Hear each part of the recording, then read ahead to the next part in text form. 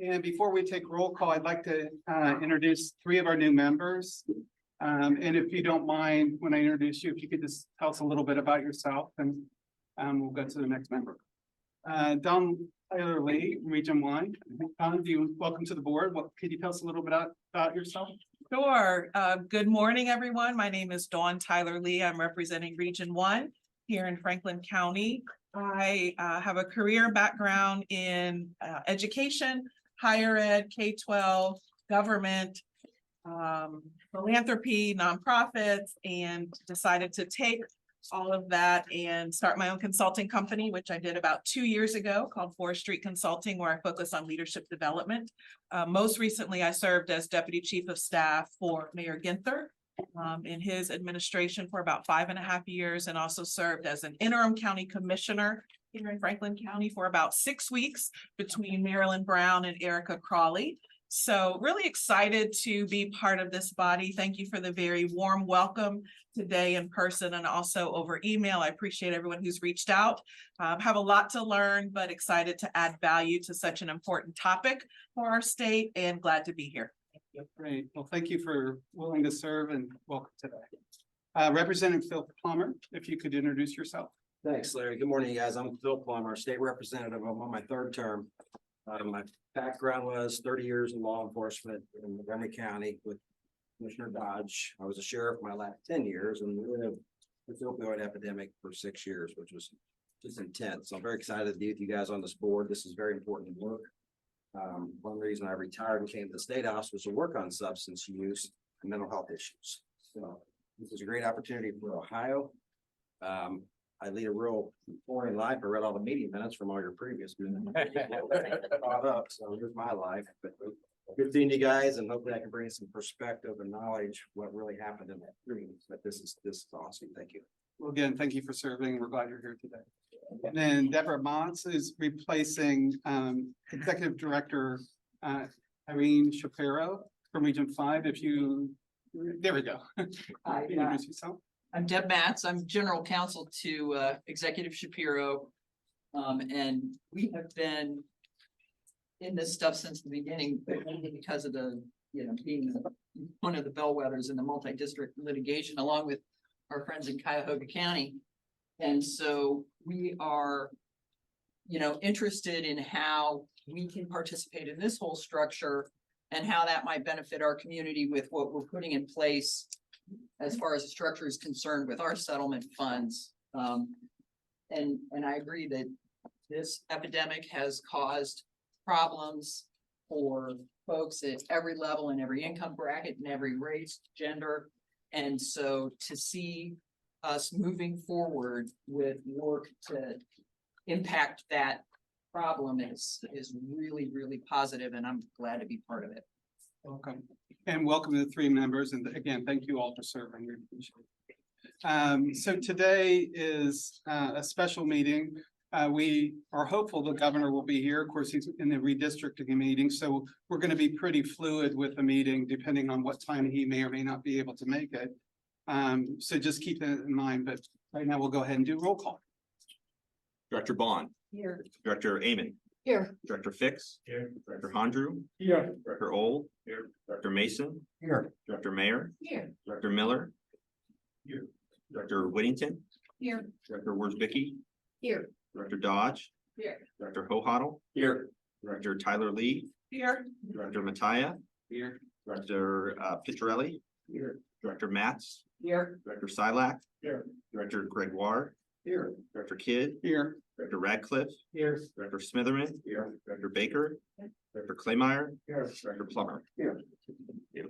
Great. We have a quorum. Do we have anybody online? Board member one. Yeah. board member. Okay, so no board members online. So we had scheduled in our bylaws to have the annual meeting in September, which is this month. Because the governor's coming, we're going to need to move that to October. So if I can get a motion to Make a motion that we move our annual meeting to Okay. October. Second. any questions or discussions? All in favor signify by saying aye. Aye. Opposed, motion carries. Now you may see a new face in the room sitting to my left, and we're really excited to have Alicia Nelson join the One Ohio team as the executive director. If we could all please give her a round of applause.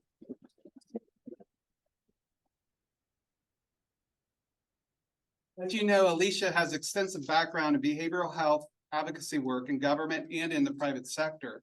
She's an accomplished policy thinker and also understands the worlds of prevention, treatment, and recovery.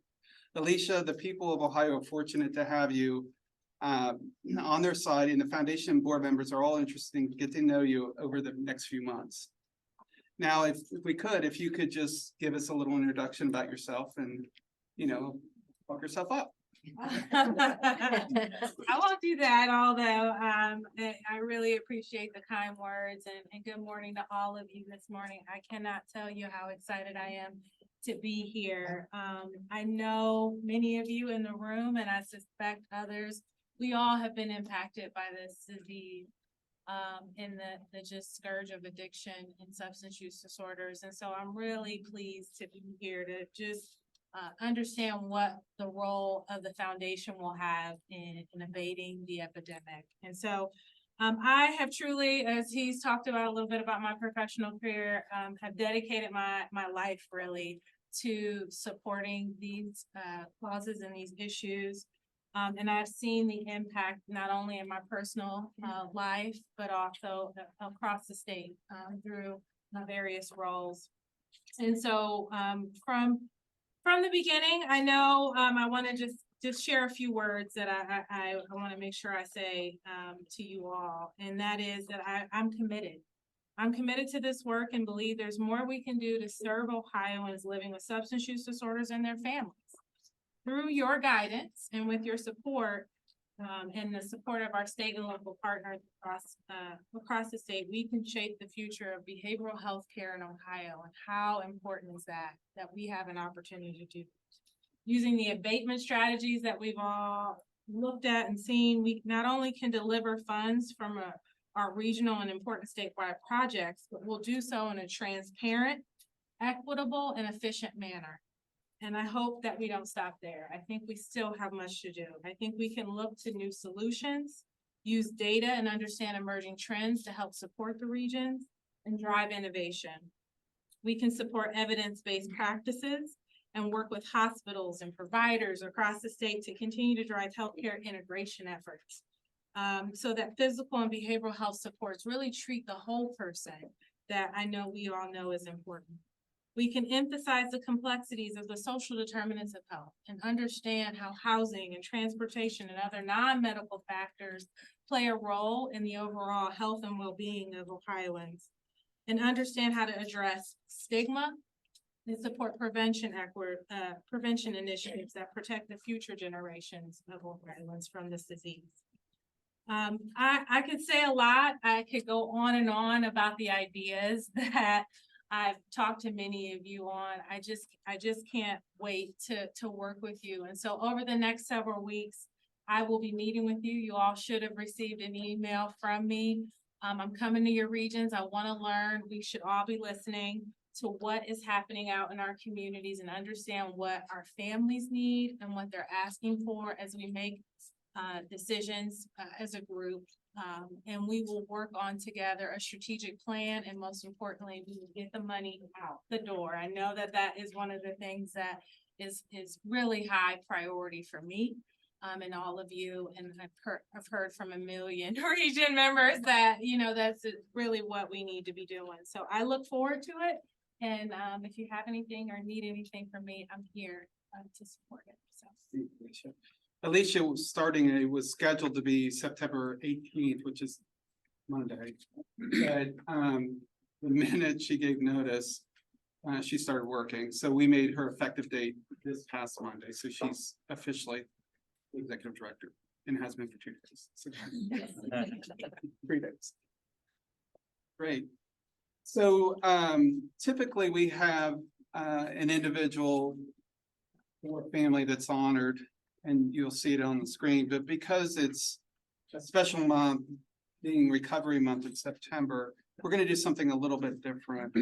And during this time, during September, organizations across the country promote and support strong recovery, community, and dedicated service providers and peer support to make recovery possible. As we've done in the recent meetings, as I mentioned, we take a few minutes and talk about the impact of folks with the opiate epidemic. And we're going to do something a little bit different today. Some of you, or if you're watching online, may not realize that many of our board members have been touched by the epidemic either very directly or indirectly in very personal ways. And that includes our Region 6 board member, Keith Huddle.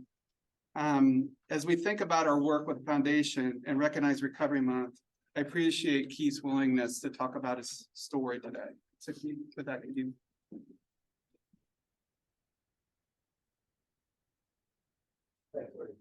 Yeah. I've told this story a bunch of times, and for some reason today a little bit more nervous than normal. So thank you. I'm Keith Huddle. I am a grateful recovering alcoholic and opiate addict. My sobriety date is either December 31st of 96 or January 1st of 97. I passed out sometime, but I really don't remember if it was before or after midnight. So in my life, the one and only thing I ever wanted to do was be a pharmacist like my dad. So I was blessed to attend a high northern university and became a pharmacist. And life was going along pretty good. Struggled somewhat with my alcoholism in high school, struggled considerably in college. I tell people that my dad drove 3 hours from Salem, Ohio to a high northern university to keep me in school and over to the fraternity house to remind me that my blood alcohol needed to be lower than my grade point. To which one of my buddies says, dude, if you get a 4 point, think how much you could drink. I don't think I could have drank any more. So, but one of the things that I remember is every year I used to get this cough. And my doctor, our primary care doctor, gave me a prescription for Vicodin cough syrup. So if you don't know what Vicodin cough syrup is, it's basically Vicodin in a cough syrup. And I'm a firm believer that what happens is that we start this little kindling of brain as soon as we start any kind of substance whatsoever. So at whatever age that might have been, probably 8 or 9 years old, I started having this little fire burn in my brain. So that, along with my growing alcoholism, set me off to what ended up being how I ended up here today in a lot of ways. So I had a great opportunity to work as a pharmacist in a number of different places. I lived in Dayton for a little while, lived in Cleveland for a little while, moved back to Salem, had an opportunity to buy my own pharmacy, had no idea what I was doing. Still drinking somewhat alcoholically, but had some success in life. Had an awesome wife, had a child in 1990, had a nice house, had my own business. And in 1993, I was moving railroad ties in my front yard and I wrenched my back. And because, you know, sometimes we like to play our own doctor, tried some ibuprofen and that didn't work. And I can remember in 1993 that I took my first Vicodin pill. And from that time, in 3 short years, I lost everything. I went from having a successful business with an awesome wife, a wonderful child, nice house, business, and nothing. And I think that as I go back and I look at that and I think to myself, okay, so what happened? And we see those folks who are impacted by opiate use happen so quickly from the time they start using till when they get to that point where they first start to seek help. For me, it was a 3-year period of time and it was just handfuls of Vicodin every day. When the pharmacy board came in and finally said, hey, it looks like maybe you have a problem. I said, no, I got this. And then I sold my business for about 1/10 of what it was valued at. And then had a conversation with the pharmacy board. And they said, oh no, we'll take care of this ourselves, no big deal. And I had to stop and I had to look at where I was. My life was a disaster. Couldn't work. Went to my first 12-step meeting and they said, we've been waiting for you. And I said, why didn't you come get me? And I remember when everything finally kind of came to an end in in October of 1996. When I lost my ability to practice something, that was the only thing I had ever wanted to do. My dad was a pharmacist, that was who I was. And I was lost. And I can remember that winter when my son said to me, "Hey, Dad, will you come out and we'll sled ride with us?" And it was one of those nice winter days where the snow was just beautiful and I couldn't get myself up off the couch. And I fast forward to a year later when he asked me the same thing on almost an identical day. It was like, yeah, let's go. His life was different. But it really, you know, as I think back about this time, early in 1997, March, I got a subpoena to go to court. So I had some legal action as practicing as an impaired practitioner. Now, mind you, I had already quit drinking, I'd already quit using. And now all of a sudden I'm faced with legal charges. 5 felonies, 44 counts, however that works. Illegal processing of documents, fraudulent certificates, theft, trafficking, and unauthorized sale of drugs. So now, despite having a little bit of clean time, I had no idea for sure what I was going to do. There was a judge in Stark County, because to me, I thought, well, that's no big deal. I'm going to get off on probation.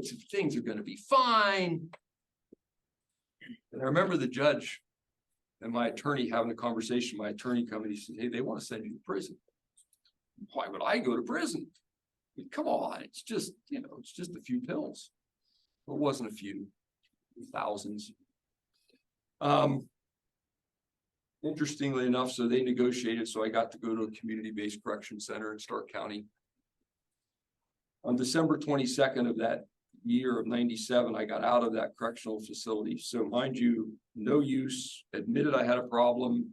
Almost 12 months after that, I got out of the center and I picked up the phone to call my aftercare counselor, left him a message, said, "Hey, you know what? I'm not going to be there tonight because whatever." Got the phone from here to there. I said, "Man, that sounds and looks a lot like when you were actively using." And I think that almost a year after that use stopped is when I finally went from admission to acceptance and recovery actually started. It's been a wonderful journey since then. I took a job at the old Edwin Shaw Hospital up in Summit County, worked midnights in their detox unit, worked midnights in their men's unit. Had a boss that called me, says, "Hey, will you come in here and just sit? We need another body for group." And I was sitting there and I was thinking, observing and listening to people's stories, how great that is and what a great professional experience that was. And she said, and my boss called me afterwards, she said, "How was it?" I said, "It was the coolest professional experience I ever had." She says, "We need to stop thinking about going back and being a pharmacist again, because that's probably not a great idea for you." So she gave me 3 business cards: Malone, Kent, Case Western Reserve. Malone was kind enough to practice grace and kindness for my addiction, for my felonies. In 2000, I enrolled there. And I can tell you that from the moment that I started there and continued to work at Edwin Shaw for a little while, and then went back to work at the correctional center where I was an inmate at. And the first people that walked into my group when I was a counselor was one of my former roommates, which was awesome. Not for him, but for me. And then I took a job with Quest Recovery and Prevention in Stark County. I had no idea exactly what I was doing. But from 2008 until I stepped down in April of 21, we were committed to this disorder. We built programs from prevention and education through residential treatment. Because that passion, that same passion that I took a handful of pills every single day, was what changed, was what drove me to see what I could do on this side of things to be successful. Not for me, but for a community that needed services. So we went from a couple levels of care to a full continuum of care. Right before the COVID hit, we had almost 500 employees. We had a residential program and a detox program because people needed help. On December 25th of 2011, a young man by the name of Dustin Batdorf died. And it changed how I thought about delivering care. Because see, he didn't know and his family didn't know about the agency that I was overseeing.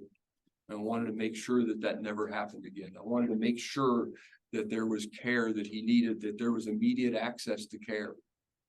Because to me, having a full continuum of care in your area, in your county, is essential, along with transportation, along with recovery community organizations, along with prevention and education. About 3 years later, on December 28th, a young man by the name of Tyler Bornstein died. And what's tragic about Tyler, in addition to his death, is the fact that somebody dumped him alongside the road to die.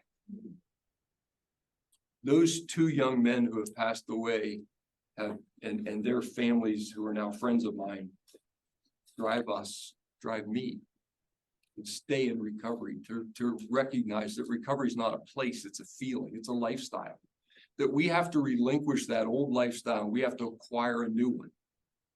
And to me, that's what drives every single day, whether it's working at Meridian Healthcare as a clinical officer, whether it's the executive director of Men's Challenge, which is a faith-based job readiness program, whether it's being a township trustee. Most importantly for me, it's how we all see the changes that we can be part of in this community, in this state, in our own individual places and across the state of Ohio. See, I think that as we move through this, what I've learned in my own personal recovery is that it doesn't matter who it is. It just matters that somebody needs help and they don't always know it. I didn't have any idea I needed help. Other people did. I think it's important that we become transparent about our recovery so that people know that you can get well, so that stigma isn't such a big block and barrier, so that people have access to care when they need it. And if that happens to be at 3 o'clock in the morning, there's some place that they can go. And if it's my freshman daughter or my junior high school son or my new grandbaby, if they ever have an issue, that they can get the help they need when they want it, not when somebody's open from 8 to 4, 7 to 3 or something like that. So I sit here today, 26 years, 8 months, 13 days, something like that in recovery, 26th year of recovery. And I have been blessed beyond what I can imagine. Being part of this foundation, being part of a group of folks that are going to make a difference, to me, is a great way to kind of wrap up a career that I've spent in 20-some years working in this field. This is really important work that we're doing, and it's important not only for us in here, but it's important for that person that's still struggling. It's important for that person that doesn't even know they're struggling. It's important for that person, that individual, that for some reason has that little fire, that little kindling working in their brain and they don't even know it. And how can we help them from birth to death to get well? So for me, recovery isn't just something I do every day. It's something that truly I live. Whether my wife likes that or not, it's what I truly live every single day so that we can make a difference in the community. So thank you for allowing me to share.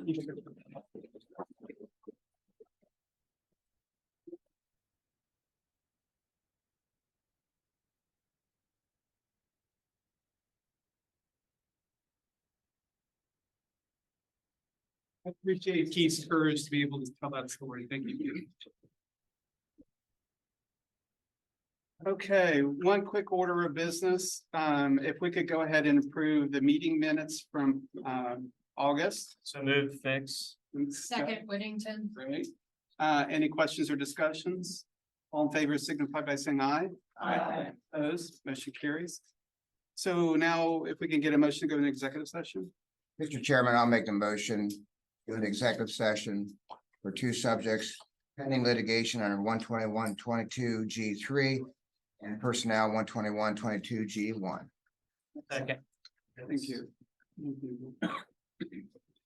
Director Bond, Director Amen, Yes. Director Fix, Yes. Director Hondrew, Yes. Director Old, Director Mason, Yes. Director Mayor, Yes. Director Miller, Yes. Director Whittington, Yes. Director Worsbicky, Yes. Director Dodge, Yes. Director Hohaddle, Yes. Director Tyler Lee, Yes. Director Mattia, Yes. Director Picciarelli, Yes. Director Matz, Yes. Director Silac, Yes. Director Gregoire, Director Kidd, Here, yes. Director Radcliffe, Director Smitherman, Yes. Director Baker, Director Claymire, Director Plummer. Yes. Executive session at 10:55.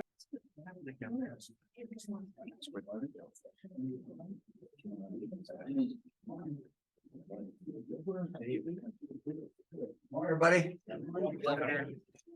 So you might see a familiar face in here, but we're lucky to have Governor Mike DeWine here today with the Governor DeWine with the Attorney General Yost and leaders across Ohio are the architects of the foundation. He wisely envisioned getting politics out of the mix of how Ohio manages the opiate settlement funds, was an advocate for the state-private sector approach. He's a committed partner to our work for relief, recovery, prevention, and in his own office, through his cabinet and through 3 state budgets. He's been effective and committed and persistent innovator in helping Ohio take on the challenges of the drug and addiction abuse. He recently picked Alicia Nelson, as we discussed earlier, to be the foundation's next and first executive director after we sent him 3 names that he was able to consider, and he took this pick very, very seriously. Governor DeWine, thank you for being here today, and without further delay.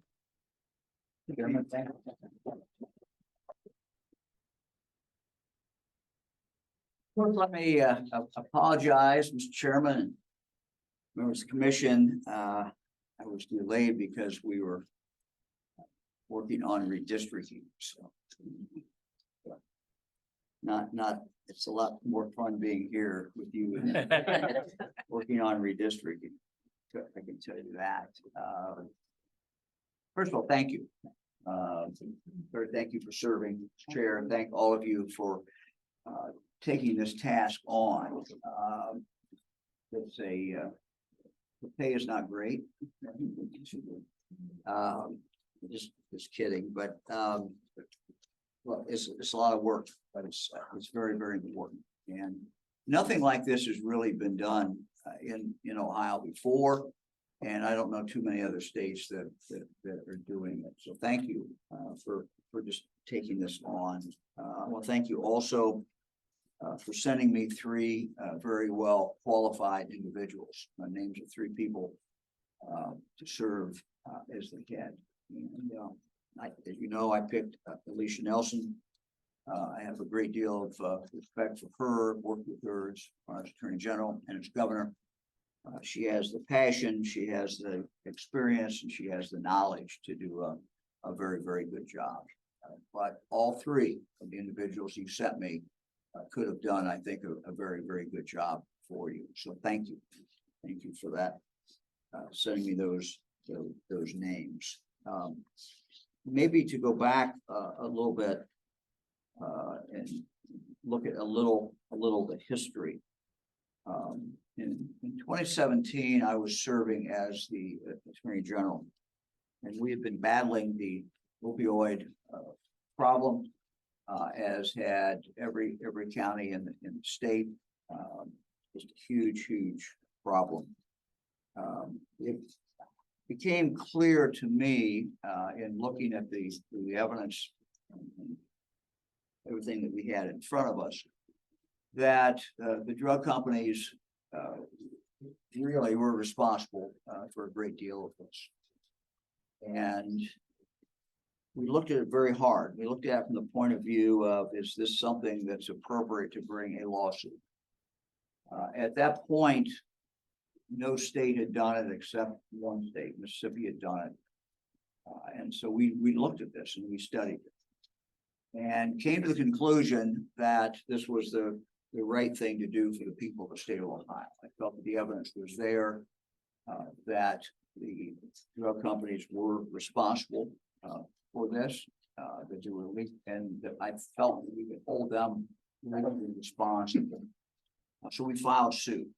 After we filed the suit, I think Ohio, we are a big state. We're a very important state, and I think when we filed suit, caused other states to really take a hard look at this. And after that, we did see states starting to file.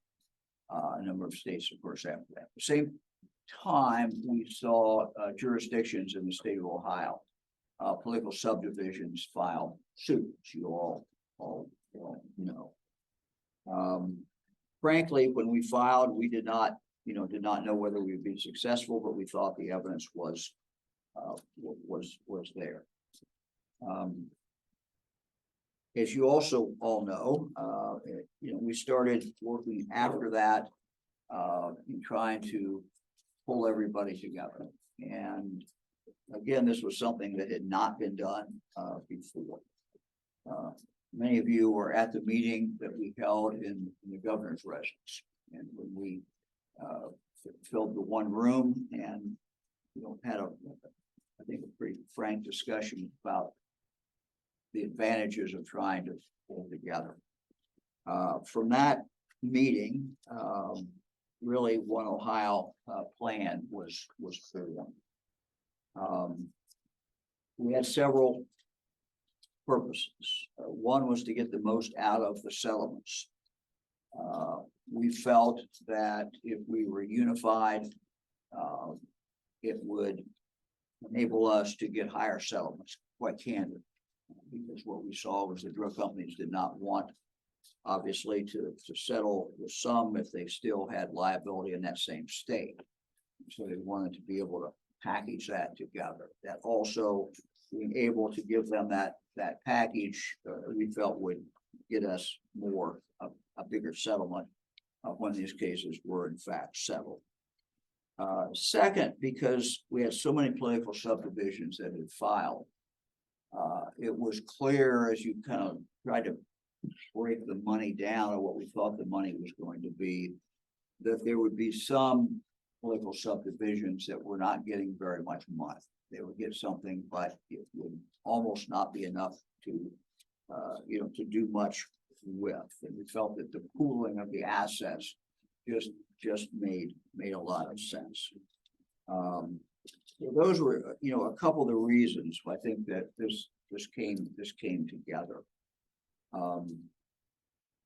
You now have the responsibility to determine how that money is going to be spent. And that was the whole idea. That would be people like you who represent the different parts of the state.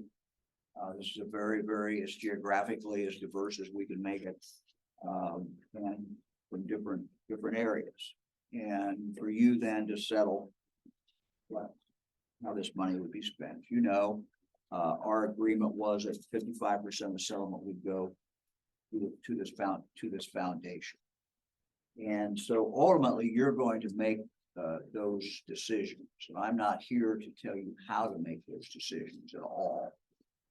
That's your responsibility. You're the ones who will sift through the facts and decide the best way to do it. But let me just, mention a few things that I think kind of big principles that I think are relevant. One, the way this is set up, you have the opportunity to have your employee, but also to bring in experts. I look around the room and some of you are experts because you've dealt with this, but there are other experts out there too. And you can certainly bring them in. And I would just, ask you to do that.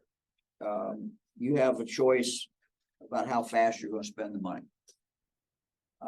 At least in the settlements that I have seen so far, they pay out over a 7 to 15 year period of time. And maybe off a year or two, but basically some of them pay off within 7 years, some of them go up to 15 years. So by definition, this money that you're going to be receiving is in fact going to be spread out at least to some extent.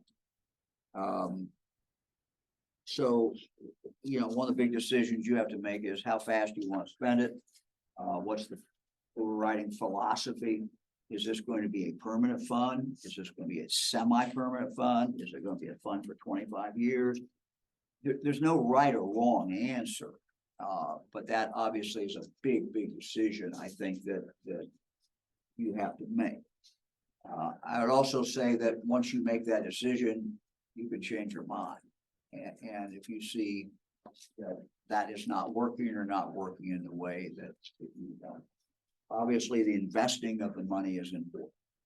And you know, you have the ability, you know, to get best advice and to get people who understand how to do that and to make that those decisions. Putting together of this foundation, one of the inspirations, at least for me, was what happened with the tobacco settlement.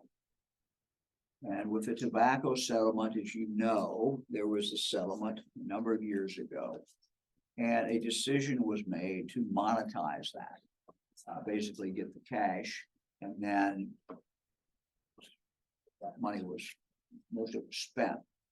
It was spent for very, very good things.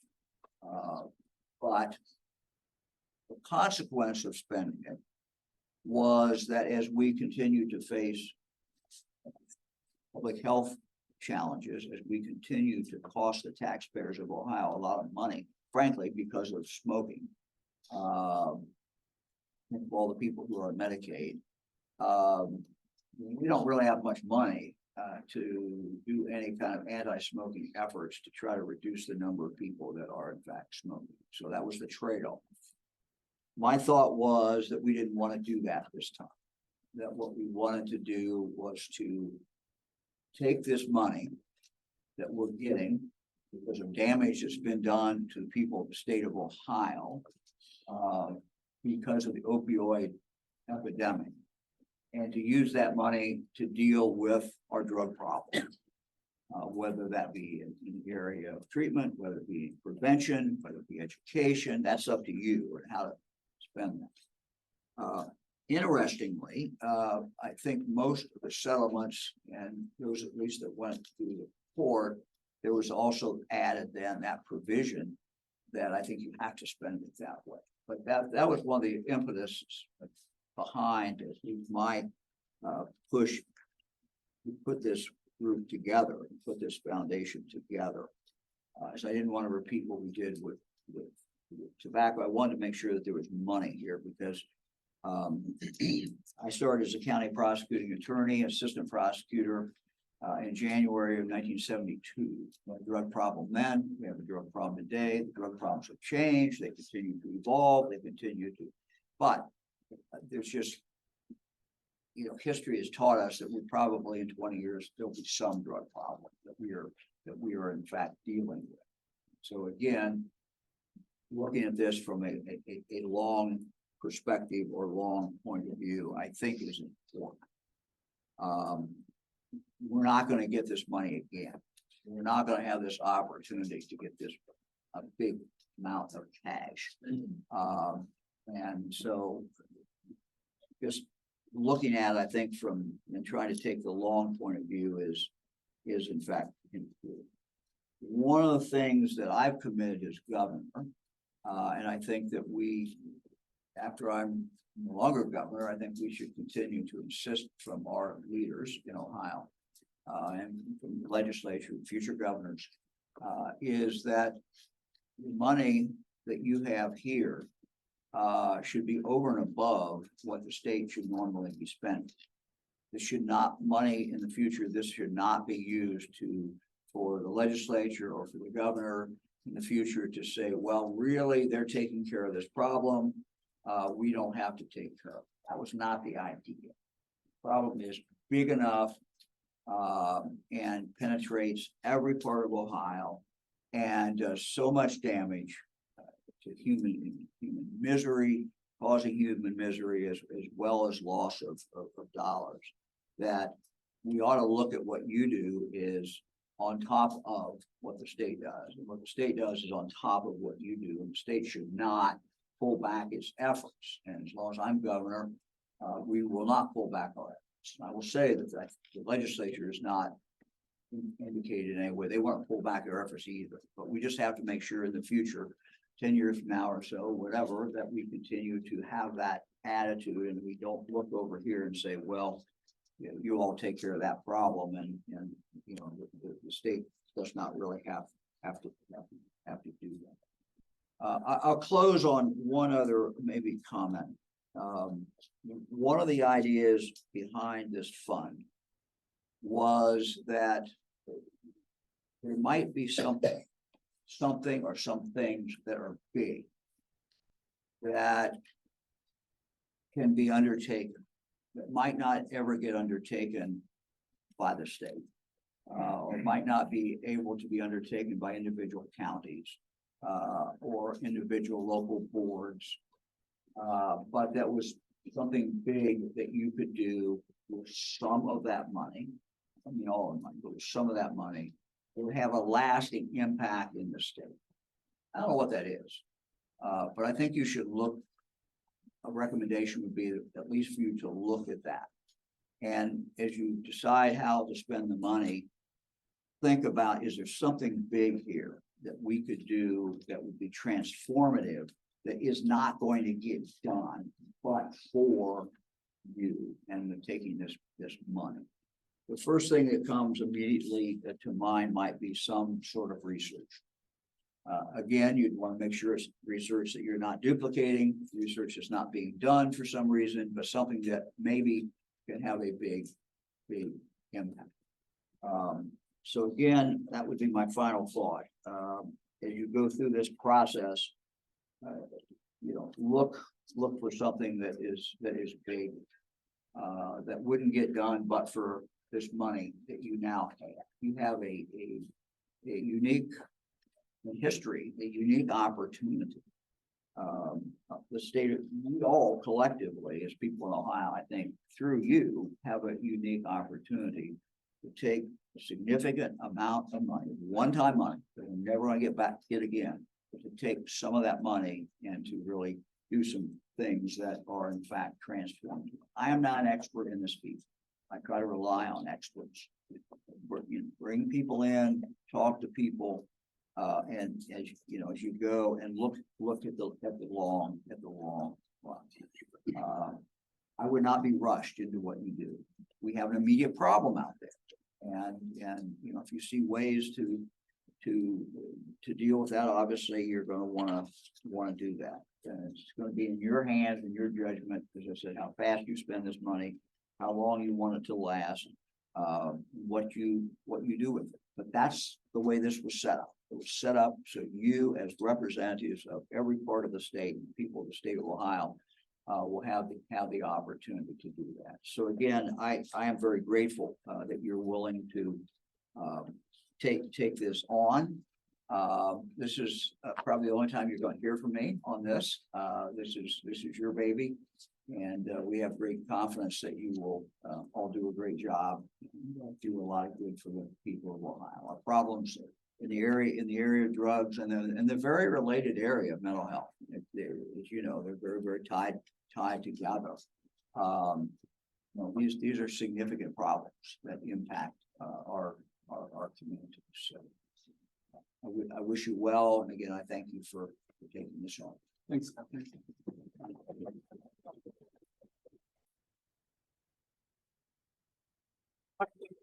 Give me back at 11:45, please. 5-minute break. Larry, Yes. do you think it's a good idea to have a photo with the governor? Sure. That'd be great. Executive director prior to him leaving? Do that. It'd be great to get the whole group together. That's what I'm saying. Biggest area is actually inside of the, Yeah, so if we could just kind of do. Everybody come in. come on in.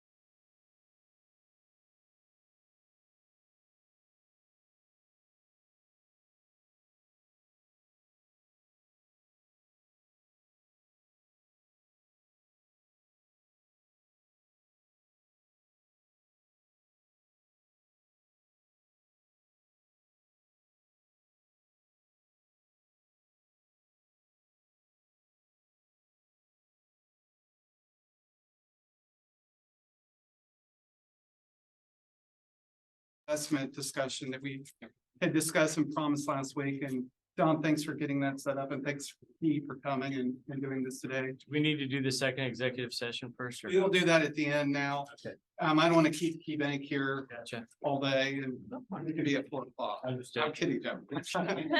We'll be done on time. So with that, I'd like to introduce the folks from KeyBank. Josh, raise your hand. Yes. Boris. Yes. Patrick. Laura. And then, I'm sorry. Right, yes, very good. Well, thank you for being here today. Over the past year, our board's taken many steps to build this foundation from scratch. So now we can begin to put the opiate settlement funds to start fighting to the epidemic. Some of the most crucial decisions yet to be made include strategically investing a portion of the settlement funds to ensure resources are available to support abatement strategies long after this last settlement payment is received. As we all know, the epidemic we are fighting today grew over more than 2 decades. Between 1999 and 2017, drug overdoses became the leading cause of death among Ohioans under 55. And over that time, prescription drugs and heroin were primary substance abuse. Judge certainly knows that, don't you, Judge? Today, we're seeing more and more overdose deaths related to fentanyl, carfentanil, and other dangerous synthetic opiates. Even as our state has taken action to support a variety of abatement strategies, Ohio's drug overdose mortality rate remains one of the highest in the country. And former sheriff, you know that as well, right? Yes, sir. Awful. While the opiate settlement funds will continue to be paid over the next 15 plus years, some experts predict it could take more than 40 years for Ohio to reverse the harmful impacts of the epidemic with these new resources. As the 29 Ohioans sitting on these board seats today, entrusted to do what's best for our state's 11.7 million citizens, we shoulder the enormous responsibility of ensuring our successors have resources that they will need to continue to fight against the epidemic decades beyond the final settlement payment. And at the August meeting, we agreed it'd be beneficial to have the investment team from KeyBank present investment options that balance immediate action and prudent investment strategies that set the foundation on a path for long-term stability. Again, I'd like to welcome KeyBank, and with that, I'll turn it over. Thank you, Dr.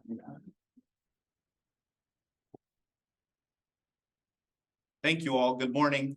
My name is Josh Halter, and I'm a senior relationship manager in KeyBank, a lifelong Ohio citizen, born in Gallup Police, Ohio, grew up just east of Columbus. So certainly I want to thank you for the time to be in front of you all today, but most importantly for the mission that you're all combating with that opioid epidemic. All of us in this room have had people impacted. I've certainly had friends and family pass away too soon from this. So it's a pleasure when something I like to do and I am employed to do coincides with something so near and dear to my heart. So thank you for that. As Chairman Kidd mentioned, during your August meeting, a portion of that conversation was allotted to how do you ensure consistent funding year to year on an inflation adjusted basis for your regions to spend to combat the epidemic? And do you spend that quickly? Do you set aside funds to prolong that money to last longer? All the way up to including, do you establish an endowment so that there will be some level of spending that would be insured in perpetuity to support your mission? What we've done today is give you 3 data points across an infinite array of spectrum that you can take and make those decisions, spending it quickly, prolonging it, setting up an endowment. So our purpose today is really to educate you, to plant some seeds, to say, here are some options that you can consider and put some numbers to that so you can feel what that might mean for your individual regions. And we're happy to come back in future meetings as you look to refine those options. So just 1 or 2 slides, but before we get into those scenarios, I want to set the stage because there's 2 key assumptions that need to be made when you're thinking about the time horizon that you all are dealing with, and that's inflation and your investment return. So certainly, as you're all aware, over the last 18 months, the Federal Reserve has hiked rates faster than we've seen in 40 years, going from 25 basis points to 550 basis points. That's 16-year highs on interest rates, as you see on the screen. And that was done to combat the inflation coming out of the COVID-19 pandemic. Well, inflation has begun to moderate. There's an anticipation of a slowdown in the labor market. And so has the market expecting that in the next 12 months, the Fed will pivot and need to begin to cut rates. So as we think about inflation, meaning how much does that money equate today? Inflation is that money would equal a little bit more a year from now. We're using the Federal Reserve's own inflation target for 10-year expectation on inflation of 2.13%. So that means that $50 million today is equivalent to $64 million a decade from now, right? That's the creep of that amount of money going. And so as we think about the consistent funding year to year for your regions, we want to make sure that it's not $50 million today and $50 million a decade from now. You lose spending power that way. The second assumption you need to take into account is your investment return. So we have both short-term options and long-term, short-term being 4%. That's the historic yield on a one-year treasury bill. You're buying government debt due a year from now. Treasury bills are the safest and most liquid investment in the world, right? So that's fixed income, little to no risk, the risk being the federal government, 4% yield. And then on a longer term, when you think about endowment, you're going to normally open up your investment allocation to be more equities, think stocks and a mixture of fixed income like treasuries. So we've assumed an 80-20, 80% equities, 20% fixed income asset split, yielding 6.62% based on that. Happy to dive into those, but you can move these numbers however you want. We're just trying to give you some assumptions that we can then go and take these scenarios moving forward. This is the slide that I want to spend the most time on and the rest of my time. And this slide is answering three questions. The governor's point, how fast do you spend your money? So scenario one here, earlier this year, you received your first portion of MOU funds of $52 million that was allocated to the regions for future spending. So the first question we tried to answer is, if you wanted to keep up on inflation, once again, 52 million today, that's a little bit more a year from now because that 2.13% inflation. Based off of the schedule we know that was in the packet last board meeting of the MOU funds coming in annually from now to 2038, how long could the regions receive 52 million on an inflation adjusted basis? And you see from this slide, you would get that through 2036, leaving partial payments in 2037 and 2038, the last 2 years of MOU money coming in. So that would assume inflation each year is 2.13%. You'd be investing it at that 4% treasury bill rate. So you would have money that would grow. You see under the total MOU payments received column, they're third from the right. That's the 865 million. That's the net of the MOU schedule you saw in your board packet last meeting.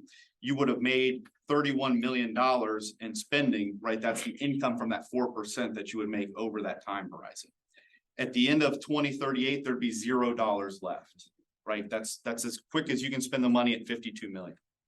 Scenario two is a question we tried to answer to say, let's say we want to make sure that this money lasts till 2050. How do we need to change that initial spending amount that then is adjusted for inflation to make this money last till 2050? And so you can see in scenario two, if you started out spending 31 million, again, adjusting that each subsequent year for an inflation rate, again, investing that at that 4% one-year historic treasury rate, that money would last to 2050. The total spending available would be just shy of $1.2 billion, meaning that you would earn interest income of about $326 million over the period from today to 2050. So that's in terms of how do we spend this all and how do we spend it quickly and how do we maybe prolong that to 2050. Scenario three is where we start to think about an endowment and funding some sort of disbursements for regions in perpetuity. So once again, taking that same $31 million, but splitting that into 26 million for the regions each year, again, adjusted for inflation, 2.13%, but setting aside a constant $5 million. So $5 million this year, $5 million a decade from now, $5 million until 2050. It's about 135 million of the total 865 million that you would set to the side. Investing that in that 80% equity, 20% fixed income asset allocation, earning that 6.62% yield, that fund would grow to $444 million in 2050. What you would then do as a standard policy, you could take something like 5% based off average market performance. And that $444 million would allow for 22 million to be funded every year in perpetuity for the region. So once again, it's up for us to provide some education for you all to give you a range of options to consider how quickly you spend this money, how much of this do you want to set to the side. All of these numbers you can move and scale. So if you set more money aside in that endowment, That 444 number will certainly grow. The 22 million you could spend beginning in 2051 will certainly grow. And we're happy to continue to tweak that with the investment committee and at the board's discretion. But we were just tasked with coming here and putting a little bit of numbers, making some assumptions on inflation, investment returns, and allowing you all to debate.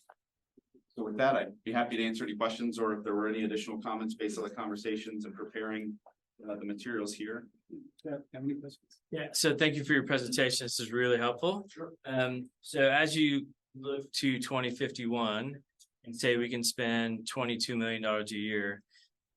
Probably don't know this off the top of your head, although you might. What would the net present value of that 22 million in 2051 be in today's dollars? Yeah, so if you think about that same inflation rate of 2.13%, so 22 million is in 2050, so that's worth less today, right? But it's the equivalent of if you were to spend probably 12 to 12.5 million dollars today is what would equate to 22 million dollars in 2051. Thank you. Any other questions?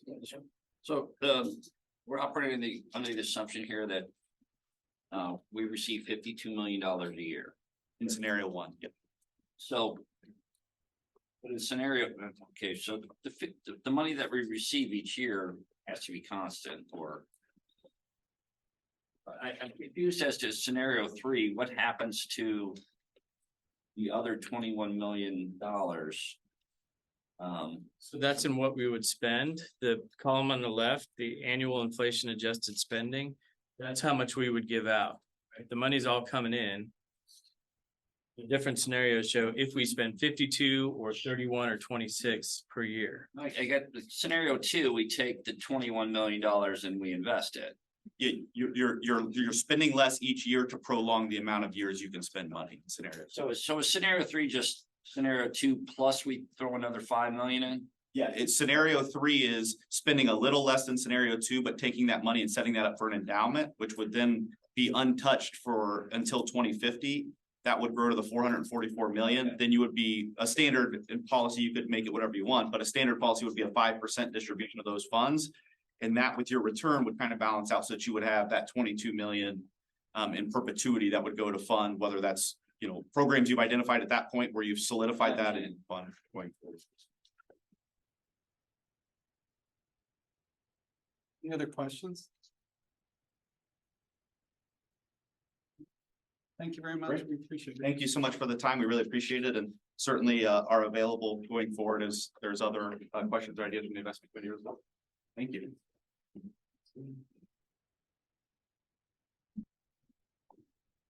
Is that going to be distributed? We have a way to do that. The investment presentations in your iPads, we could also send a link out. Please, thanks. Thank you, key folks. Yeah, thanks. Yep. See you, Laura. Thank you.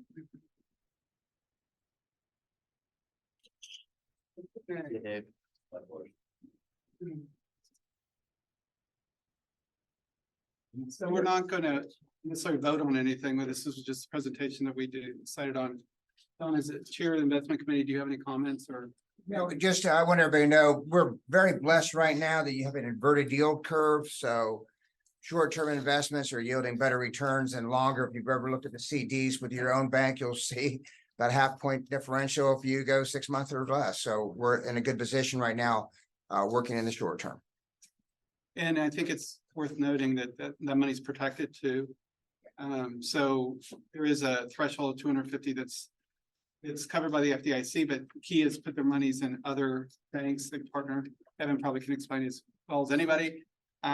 Which means that we have 100% protection. Would you agree on all the monies? Although with the funds we're in, we have protection there too. So I think we're in a pretty good place. Larry, Yes. do you think we'll have a broader discussion about that policy, about the direction, and actually take a vote? Whether we're gonna approach this with the short term is in 18 years, short term, or are we gonna take option 3, 26 million, as this example, $5 million cost averaging in, and 441 million or so out in the future? When are we gonna take that vote? We have a direction. Is there a timeline for that? That's an excellent question. Right now, I think we're in a pretty good spot because of the inverted market, the way it's performing. But Don, I believe now in October, when we can have virtual meetings with our committees, will give us much more flexibility. And I'm sure he intends to have an investment committee meeting and really start, looking at that, and we can put more analysis. It's not as intimate on the timing as it would have been, if the market was a little sour. Right now, we're in a pretty good place, so, I'll leave it to Don to, gather the investment committee, the chair of it. And, after October 3rd, we can have virtual meetings and be able to meet and discuss that. So, I imagine this is assumed when you talk about planning, but I would hope that strategy would lead that. I want to hear from our director, a long-term vision and a strategy for how we're going to have an impact, and that should lead the decision. Absolutely. And when Alicia gets her sea legs and, she's got a lot on her plate right now. So I don't think in the third day you're ready. We might discuss that. Not looking for anything tomorrow. Completely agree. I think strategy needs to lead it, and I hope to walk us all through a strategic planning process to really understand how those two things play hand in hand. And it'll determine what we want to do and how much we can invest. More to come. Very good. Any other questions regarding comments about the investment? Alicia, do you have any comments? With that, we'll just jump right into the financial report, Jim. Sure, absolutely. In the packet is, on the screen there. The operating budget for this year, there are a couple items of note.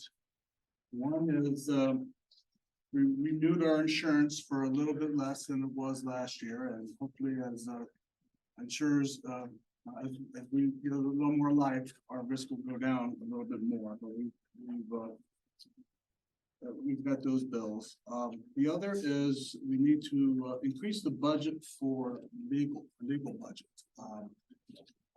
Those expenses trail by a few months, the actual invoices. So I'm proposing add an additional 150,000 for Benish and Andy through the end of this year. Do you have anything else? Yeah, the last thing on the bottom of the report, I changed up the cash balance a little bit after last month's discussion. To kind of show you the balances by bank and by fund, right? And so hopefully, previously I showed you a running cash balance for the year. This is cash balance as of the end of the month and where all the money is. And the amounts, which including the interest that posted through Jeanette, as finance chair, do you have anything to add? No, I do not. Are there any questions regarding the investments? I'm sorry, financial report. Okay, so Jim, you do need a motion? Yes.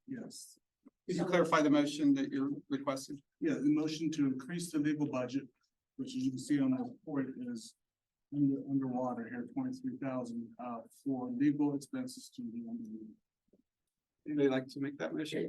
Very good. Second. Any questions or discussions?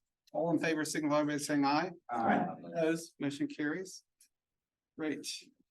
Connie will come back to you and just go right into Tom and Jeanette. That's okay, Connie? Jeanette, do you have anything for your finance? We have not met. We will be meeting jointly with the grants committee meeting before our next. And Tom, do you have an update? We had a break meeting this morning, introduced our director and just sort of updated each other on next steps.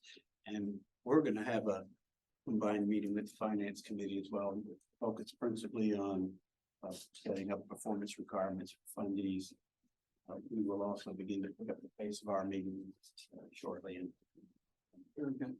And then Connie, you want to go ahead and give your Sure. communication If you report? just want to drive for me, is that 2 slides? Yeah. Just real quickly, August and into September were busy.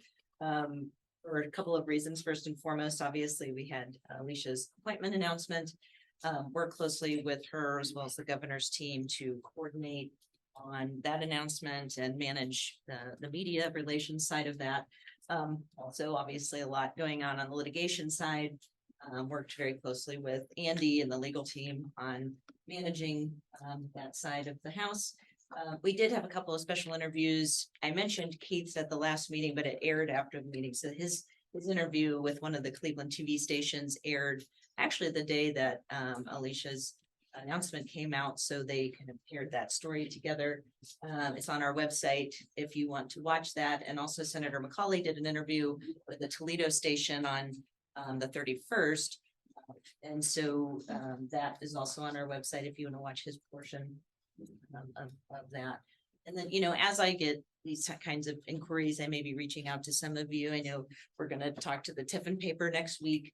But obviously, and I know Larry's shared this again, as you all get inquiries, please reach out to me. I'm happy to help manage those and take that off of your plate.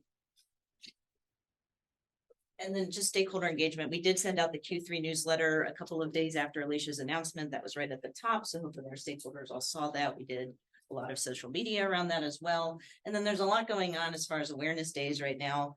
And working with Kevin, we are very regularly pushing out social, both on Twitter and Facebook, recognizing these days and the work the foundation's doing, as well as work other organizations around the state are doing. And just briefly, you know, looking forward, Alicia and I have already been meeting pretty regularly. We'll be meeting more to think through the strategic communications plan as we finish out this year and look ahead to the next year. So, you know, especially as, you know, we get the grant process finalized, we'll be working on making sure that we have the communication pieces in place to really support getting that information out across the state. Any questions? Excellent. Great, Thanks. thank you. Connie's doing a fantastic job. We really appreciate her work and help. Kevin, you are too. Thank you.